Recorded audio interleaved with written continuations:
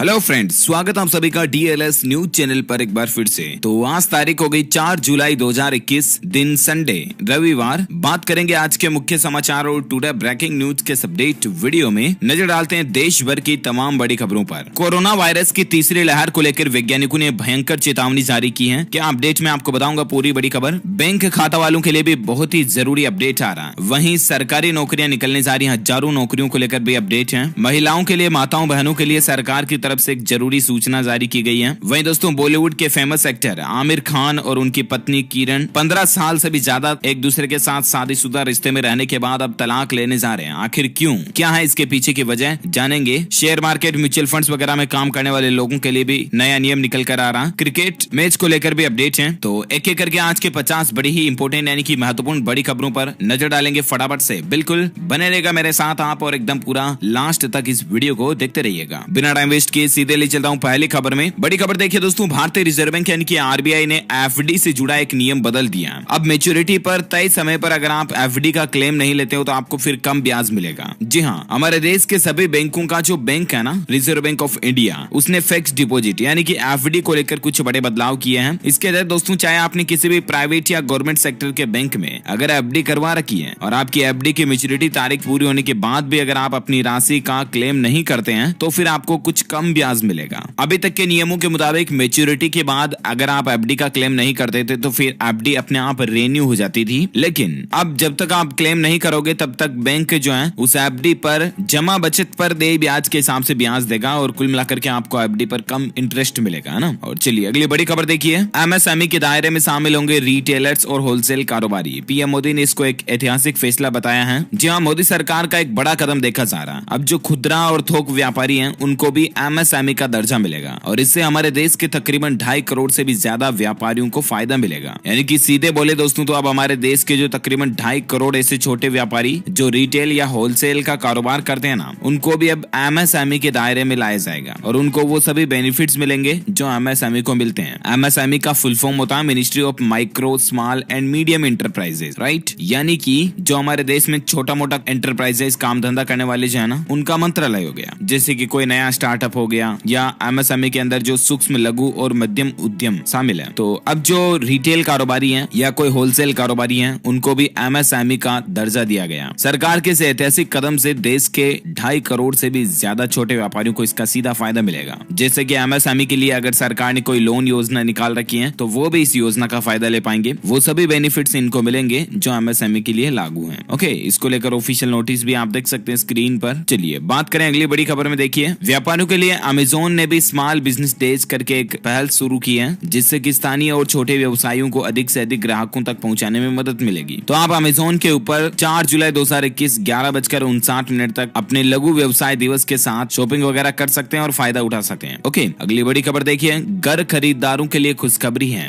LIC housing finance जो है ना, उसने होम लोन की रेटों को घटा दिया। अगर आप LIC हाउसिंग फाइनेंस के जरिए अपने घर पर मकान बनाने के लिए लोन वगैरह लेते हो ना, तब आपको कम ब्याज देना पड़ेगा। कम इंटरेस्ट पर आप अपने घर के लिए, मकान के लिए होम लोन ले सकते हैं। ब्याज दर घटाकर हाल ही में कंपनी ने 6.66% कर दिया और ये LIC फाइनेंस की 30 सालों में सबसे कम ब्याज दर अभी चल रही है। ओके, अगली बड़ी खबर देखिए। पंजाब नेशनल बैंक और बैंक ऑफ बड़ौदा को पछाड़कर IOB जो वो देश का दूसरा सबसे बड़ा बैंक बन चुका। इसकी 50 करोड़ से भी ज्यादा मार्केट कैपिटल हो चुकी है। जी हाँ, IOB जो है, जिसका फुल फॉर्म है इंडियन ओवरसीज बैंक, ये अब हमारे देश का दूसरा सबसे बड़ा बैंक बन चुका है मार्केट कैपिटल के हिसाब से, है ना। और अगली बड़ी खबर देखिए दोस्तों। चुनाव से पहले उत्तर प्रदेश में 74,000 नौकरियों का ऐलान किया गया। 30,000 अधीनस्थ आयोग, उच्चतर शिक्षा से 17,000 और माध्यमिक शिक्षा से 27,000 पद भरे जाएंगे। जी हाँ, उत्तर प्रदेश के युवाओं के लिए बहुत ही अच्छी खबर है। यूपी में रोजगार के द्वार खुलने जा रहे हैं। यूपी के मुख्यमंत्री योगी आदित्यनाथ ने 74,000 खाली पड़े पदों पर जल्द ही भर्ती प्रक्रिया में तेजी लाने के निर्देश दे दिए। अब इसमें 5 बड़े निर्देश दिए गए हैं। एक तो भर्ती प्रक्रिया पूरी तरह से पारदर्शिता यानी ट्रांसपेरेंसी और निष्पक्षता के साथ होनी चाहिए। यानी कि भर्ती प्रक्रिया में किसी भी तरह की कोई गड़बड़ घोटाला नहीं होना चाहिए, है ना। वहीं खराब छवि वाले स्कूलों को एग्जाम सेंटर बिल्कुल ना बनाया जाए। परीक्षाएं पूरी तरह से नकल विहीन होनी चाहिए। किसी तरह की कोई टीका टिप्पणी नहीं होनी चाहिए। अच्छा, भर्ती के लिए जल्द से जल्द विज्ञापन भी जारी किया जाए और परीक्षा केंद्र छात्रों की सहूलियत के अनुसार बनाए जाए। तो इन सख्त नियम, कानून, कायदों के साथ यूपी में बहुत जल्द 74,000 से भी ज्यादा पदों पर भर्ती होगी सरकारी नौकरियों को लेकर। ये अच्छी पहल है योगी सरकार की। वहीं देखिए देखिए दोस्तों, यूपी को 9 नए मेडिकल कॉलेजों की भी सौगात मिलने जा रही है और भारत के प्रधानमंत्री नरेंद्र मोदी खुद इसका लोकार्पण करने जा रहे हैं और वो भी इसी महीने जुलाई में। उत्तर प्रदेश में 9 मेडिकल कॉलेज शुरू होने जा रहे हैं। पीएम मोदी इसका खुद उद्घाटन करेंगे। ये नए मेडिकल कॉलेज जो है यूपी में देवरिया, एटा, फतेहपुर, गाजीपुर, हरदोई, जौनपुर, मिर्जापुर, प्रतापगढ़, सिद्धार्थनगर में बनकर तैयार हुए हैं। उत्तर प्रदेश के मुख्यमंत्री योगी आदित्यनाथ का यह मानना है कि हर जिले में एक मेडिकल कॉलेज तो होना चाहिए और इसी के लिए सरकार ने तेजी से कदम आगे बढ़ाए हैं। तो ये अच्छी पहल है यूपी गवर्नमेंट की।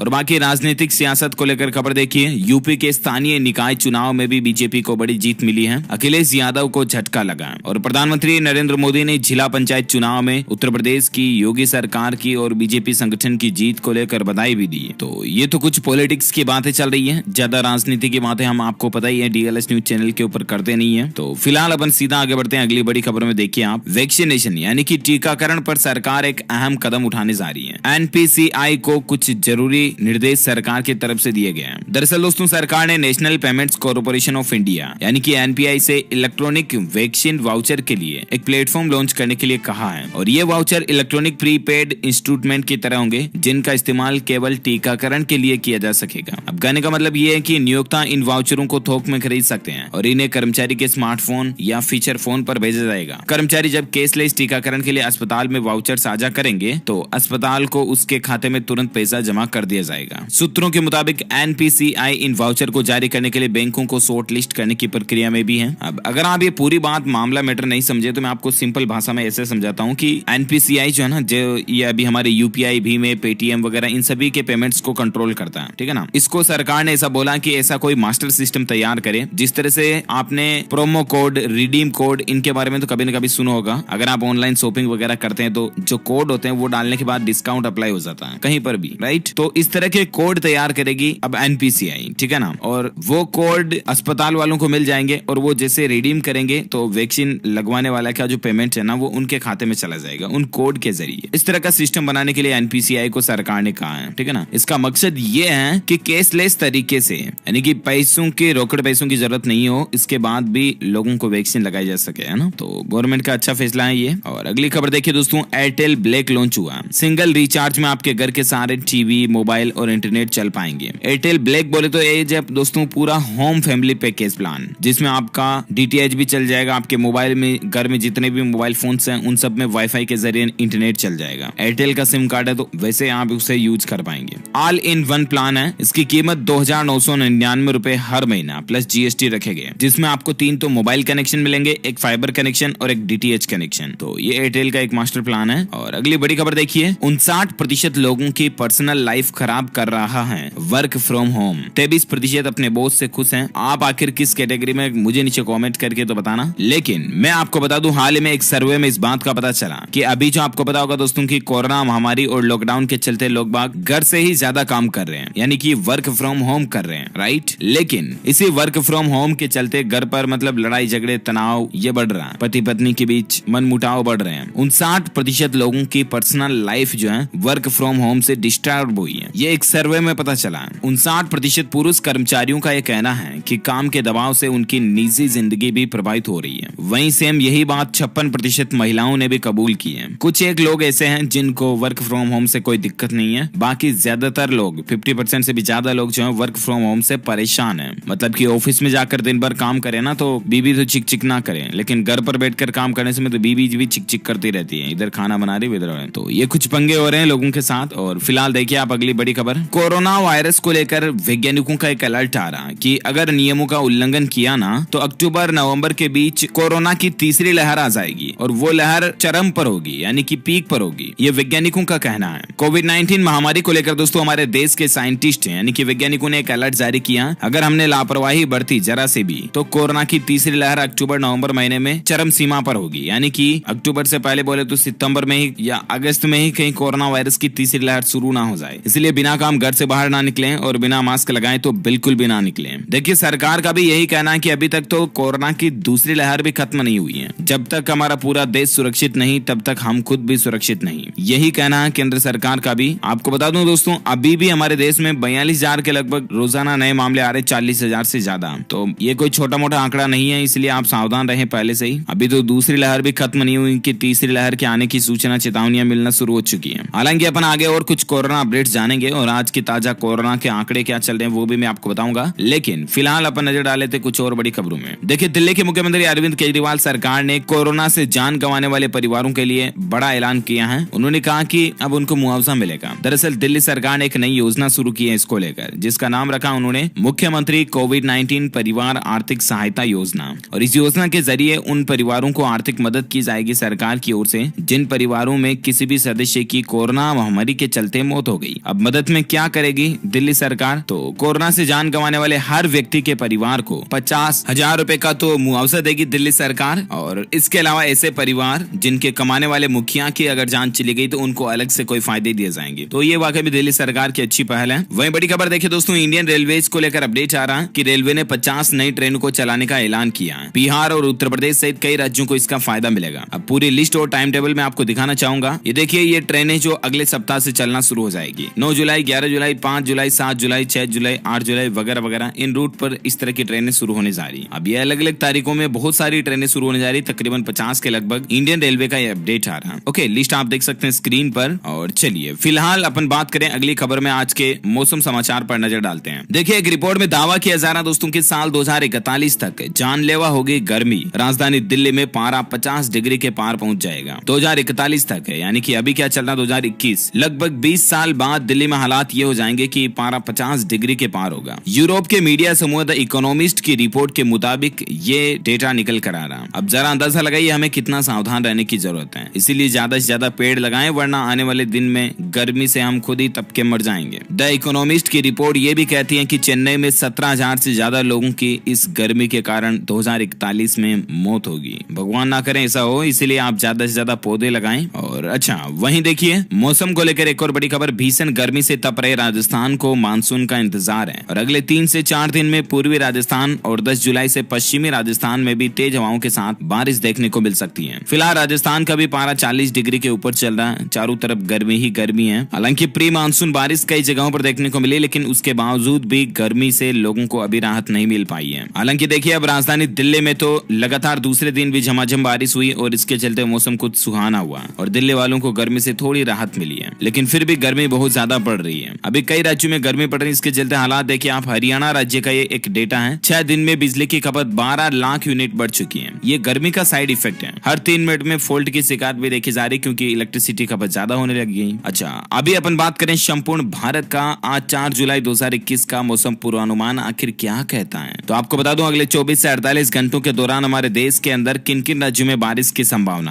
है ना। तो अगले 24 घंटों के दौरान उत्तरी बिहार, पश्चिमी बंगाल, सिक्किम, असम, मेघालय, तटीय उड़ीसा के कुछ हिस्सों में मध्यम बारिश देखने को मिल सकती है। वहीं छत्तीसगढ़, पूर्वी मध्य प्रदेश, पूर्वी उत्तर प्रदेश, अंडमान निकोबार द्वीप समूह, रायलसीमा और उत्तरी तमिलनाडु में हल्की से मध्यम बारिश की संभावना है। पश्चिमी हिमालय, पंजाब के कुछ हिस्सों में, हरियाणा, दिल्ली, पश्चिम उत्तर प्रदेश, केरल, तटीय कर्नाटक, कोंकण, गोवा और आंतरिक कर्नाटक में भी हल्की मध्यम बारिश आपको देखने को मिल सकती है। ओके, तो ये रहा आज का वेदर न्यूज अलर्ट, राइट। और आइए अब नजर डालते हैं देश से जुड़ी कुछ और बड़ी खबरों में, लेकिन इससे पहले सराफा बाजार के सोने चांदी के रेट को लेकर खबर देखिए आप। 2 महीनों के न्यूनतम स्तर पर अभी सोना चल रहा है, यानी कि सबसे कम रेट चल रही है 2 महीनों की। लेकिन इस साल के अंत तक सोना जो है वो वापस 52,000 के आसपास पहुंच सकता है। ऐसे में निवेशकों को, यानी कि इन्वेस्टर को क्या करना चाहिए? अगर आप ज्वेलरी वगैरह खरीदने की प्लानिंग करें तो सोना अभी काफी सस्ता चल रहा है, तो खरीद ले आप। सोने का क्लोजिंग भाव अभी 46,615 रुपए प्रति 10 ग्राम चल रहा है और चांदी का भाव 68,458 रुपए प्रति किलोग्राम रहा है। ओके, ये रहा gold and silver price today news. और आइए अब नजर डालते हैं दोस्तों देश में कोरोना वायरस से संबंधित कुछ बड़ी खबरों पर। देखिए, हमारे देश की महिलाओं के लिए, माताओं बहनों को लेकर एक बड़ी खबर है। आजकल क्या है कि माताएं बहनें अगर वैक्सीन लगवाने जा रही हैं और उनका अगर पीरियड्स, मासिक चक्र चल रहा ना, तो वैक्सीनेशन सेंटर वाले कई जगहों पर ये बोल रहे हैं कि 5 दिन बाद आना, जबकि सरकार ने पीरियड्स के दौरान वैक्सीन लगवाने को सेफ बताया। कर्नाटक राज्य में ऐसे मामले देखे गए कि वैक्सीनेशन केंद्र से कुछ महिलाओं को लौटा दिया गया क्योंकि उनके पीरियड्स चल रहे थे। तो ऐसी कोई दिक्कत नहीं है, ऐसी टाइमिंग के दौरान भी महिलाएं आसानी से वैक्सीन लगवा सकती हैं। ओके, अगली बड़ी खबर देखिए, तीसरी लहर की तैयारियों को लेकर छत्तीसगढ़ राज्य में प्रत्येक पीएचसी पर 5 ऑक्सीजन कंसंट्रेटर रखेंगे। मेडिकल कॉलेजों में 100 बेड का आईसीयू बनाया जाएगा और शिशुओं के लिए 20 बेड अलग से व्यवस्था की जाएगी। देखिए मतलब कई राज्य सरकारें जो है तीसरी लहर से निपटने के लिए अलग अलग तरह की तैयारियां करना शुरू कर चुकी हैं और छत्तीसगढ़ राज्य गवर्नमेंट की ये प्लानिंग है। अगली खबर देखिए, हिमाचल प्रदेश में कोरोना को लेकर अब शादी समारोह में 250 लोगों को शामिल होने की इजाजत दे दी है, यानी कि कुछ अनलॉक में ज्यादा ढील को बढ़ाया गया। पहले अधिकतम मेहमानों की संख्या 50 थी, उसको बढ़ाकर 100 किया, अब 250 लोग शामिल हो सके हैं। अच्छा अगला अपडेट देखिए, मध्य प्रदेश में भी नाइट कर्फ्यू के समय में राहत दी गई है। अब राज्य में नाइट कर्फ्यू जो है वो रात 11 बजे से लगेगा। इतने दिन नाइट कर्फ्यू 10 बजे से शुरू होता था, लेकिन अब 1 घंटा और इसको एक्सटेंड कर दिया एमपी में, है ना। साथ ही बड़ी खबर देखिए, प्रदूषित शहरों में कोरोना का जोखिम ज्यादा है। जी हाँ दोस्तों, एक स्टडी में दावा किया जा रहा कि खराब हवा से कोरोना के मामलों के तार जो हैं वो जुड़े हुए हैं। दरअसल जैसे कि राजधानी दिल्ली में बहुत ज्यादा पोल्यूशन है, आपको पता हमारे देश में, तो वहां पर लोगों को कोरोना होने का खतरा भी ज्यादा रहेगा। ये हाल ही में एक सर्वे में वैज्ञानिकों की रिसर्च में इस बात का पता चला कि जहां शहरों में गाड़ियों और औद्योगिक क्षेत्रों की वजह से जो प्रदूषण फैल रहा है उसका सीधा कनेक्शन कोरोना के आंकड़ों से है। एक स्टडी के जरिए ये जानने की कोशिश की गई कि ज्यादा प्रदूषण वाले इलाकों में रह रहे लोगों को कैसे कोरोना वायरस संक्रमण का जोखिम ज्यादा है। ओके, और कोरोना पर अगला अपडेट देखिए दोस्तों, कोरोना की वैक्सीनेशन को हमारे देश में कुल 169 दिन हो चुके हैं और ऐसे में 63 लाख से ज्यादा लोग जो है कोरोना का दूसरा टीका भी लगवा चुके हैं, दोनों टीके लगवा चुके हैं। अब तक कुल 35 करोड़ लोगों को कोरोना का पहला डोज तो लग चुका है। वहीं भारत में कोरोना की डेटा देखिए आप, पिछले 24 घंटों के दौरान 42,751 नए मामले देखे गए, जबकि 932 लोगों की मौत हुई। अभी भारत में एक्टिव केस की संख्या 4,80,000 चल रही है। वहीं भारत में कोरोना से कुल मरने वालों की संख्या का आंकड़ा 4,02,000 से भी ज्यादा हो चुका है। ओके, तो ये रहा आज का ताजा कोविड डेटा। और आइए अब बात करते हैं देश से जुड़ी कुछ और बड़े अपडेट की। देखिए आप, बॉलीवुड के एक्टर रणवीर सिंह जो है अब अपना डेब्यू भारत में नई जनरेशन के क्विज शो के साथ करने जा रहे हैं, जिसमें दर्शकों को घर बैठकर लाखों जीतने का मौका भी मिलेगा। वो अपना एक नया quiz show the big picture शुरू करने जा रहे हैं, जिस तरह से अमिताभ बच्चन जी का आता ना केबीसी वैसे। अच्छा साथ ही बड़ी खबर देखिए, बीसीसीआई ने घरेलू क्रिकेट टूर्नामेंट के शेड्यूल का ऐलान कर दिया। कुल 2127 मैच खेले जाएंगे। आईपीएल और T20 विश्व कप के आयोजनों की घोषणा होने के बाद अब बीसीसीआई ने भारतीय क्रिकेट फैंस को बड़ी खुशखबरी दी है। बीसीसीआई के कार्यक्रम के मुताबिक 21-22 में घरेलू सत्र में कुल 2127 मैचों का आयोजन प्रस्तावित है, जिसमें सबसे अहम मानी जाने वाली रणजी ट्रॉफी का आयोजन 16 नवंबर से होगा। तो ये क्रिकेट प्रेमियों के लिए बहुत ही अच्छी खबर है वाकई में। और अगली खबर देखिए, केंद्रीय कर्मचारियों के लिए बड़ा अपडेट आ रहा है। सरकार ने की है डीए समेत 5 बड़ी घोषणाएं। अब यहाँ पर मे भी प्लानिंग चल रही है कि अलग अलग फील्ड में सरकार ये बदलाव कर सकती है, जैसे कि डीए और डीआर में बढ़ोतरी करना, हाउसिंग बिल्डिंग एडवांस्ड यानी कि HBA को लेकर भी नई गाइडलाइंस है, यात्रा भत्ता टीए वगैरह में भी बढ़ोतरी हो सकती है। ईमेल, व्हाट्सएप और SMS के जरिए आपको पेंशन स्लिप मिल जाएगी। और पेंशन को लेकर सरकार ने राहत भी दी है कि पारिवारिक पेंशन के नए नियमों के अनुसार अब मृत्यु प्रमाण पत्र मिलते ही पेंशन की सुविधा परिवार के लोगों को मिलना शुरू हो जाएगी, है ना। अच्छा अगली खबर देखिए दोस्तों, बड़ी ही दुख की बात है, बॉलीवुड के एक्टर आमिर खान और उनकी पत्नी किरण जी का तलाक हो चुका है। अब वे अलग अलग हो चुके हैं। 15 साल तक ये शादीशुदा रिश्ते में रहे और अब दोनों ने स्टेटमेंट जारी करके कह दिया कि अब हम पति पत्नी की तरह नहीं बल्कि परिवार की तरह होंगे। हालांकि ये दोनों मिलकर के को पेरेंट्स के रूप में अपने बेटे का परवरिश करेंगे। बेटे का नाम आजाद है इनके, और इन्होंने अपने सोशल मीडिया पेज पर लिखा दोस्तों कि 15 साल साथ बिताने के दौरान हमने हंसी खुशी के हर पल को जिया और हमारा रिश्ता विश्वास, सम्मान और प्यार के साथ आगे बढ़ता रहा। अब हम अपनी निजी जिंदगी का एक नया अध्याय शुरू करने जा रहे हैं, जो कि पति पत्नी की तरह नहीं बल्कि एक को पेरेंट की तरह होगा और एक दूसरे के लिए परिवार की तरह ही होगा। हालांकि ये अपने बच्चे का दोनों साथ मिलकर परवरिश करेंगे। इनका ये कहना है कि अगर साथ में काम करने का मौका मिला तो भी आगे फिल्मों में भी साथ में काम करेंगे। ऐसा नहीं कि लड़ करके बिल्कुल अलग हो रहे हैं, लेकिन अब ये कुल मिलाकर के डिवोर्स ले चुके हैं। इनके सबसे नजदीकी करीबी दोस्त का ये कहना दोस्तों की ये वाकई में बहुत ही चिंताजनक और सोचनीय बात है कि दोनों बहुत अच्छे हैं और बहुत समझदार किस्म के इंसान हैं। किसी को भी गलत साबित करना या गलत सोचना बिल्कुल नामुमकिन की तरह है। फिर दोनों के बीच आखिर किस तरह की केमिस्ट्री बिगड़ी, खैर जो भी है भगवान इनको इस समय हिम्मत दे, हमारी यही प्रार्थना है इनके लिए। अच्छा अगली खबर देखिए, सेबी ने म्यूचुअल फंड्स नियमों में संशोधन को मंजूरी दे दी है। अब फंड कंपनियों को NFOs में ज्यादा निवेश करना होगा। ये देखिए शेयर मार्केट वगैरह में काम करने वाले लोगों के लिए बड़ी खबर है। भारतीय प्रतिभूति एवं विनिमय बोर्ड ने म्यूचुअल फंड नियमों में संशोधन को मंजूरी दे दी है। अब रूल्स क्या है जानकारी आप स्क्रीन पर देख सकते हैं। ओके, तो इसी कड़ी में आज दिन भर की तमाम बड़ी खबरें, मुख्य समाचार, टुडे ब्रेकिंग न्यूज का अपडेट वीडियो ये फिनिश होता है। वैसे आप मुझे नीचे कमेंट करके बताइए दोस्तों की पुराने समय में सबसे शुरुआत के समय में ट्रेनें कौन से इंजन से चलती थी, जैसे कि अभी इलेक्ट्रिसिटी से चलती हैं और दूसरे पेट्रोल डीजल फ्यूल से भी ट्रेनें चलती हैं। तो पुराने जमाने में कौन से इंजन से ट्रेनें चलती थी मुझे नीचे कमेंट करके बताइए। जो लोग इसका सही जवाब इस वीडियो के नीचे कमेंट में देंगे ना, वो रैंडमली सेलेक्ट किए जाएंगे हमारी DLS न्यूज टीम की तरफ से और आप जीत सकते हैं एक शानदार सरप्राइज गिफ्ट, जो कि गिव अवे के रूप में आप तक पहुंचा दिया जाएगा। जाएगा। ओके, इसी के साथ ही अगर आपको ये वीडियो अच्छा लगा तो इसे लाइक करना, शेयर भी करना अपने दोस्तों के साथ फेसबुक और व्हाट्सएप पर। और हाँ, आप हमारे चैनल DLS न्यूज को सब्सक्राइब करके बेल आइकॉन जरूर दबा देना ताकि आपको रोजाना के ताजा अपडेट्स और काम की खबरें तुरंत आपके मोबाइल पर मिलती रहेगी। ओके दोस्तों, मिलेंगे अगले नेक्स्ट अपडेट में, तब तक के लिए thank you, take care, good bye, Jai Hind, जय भारत, वंदे मातरम।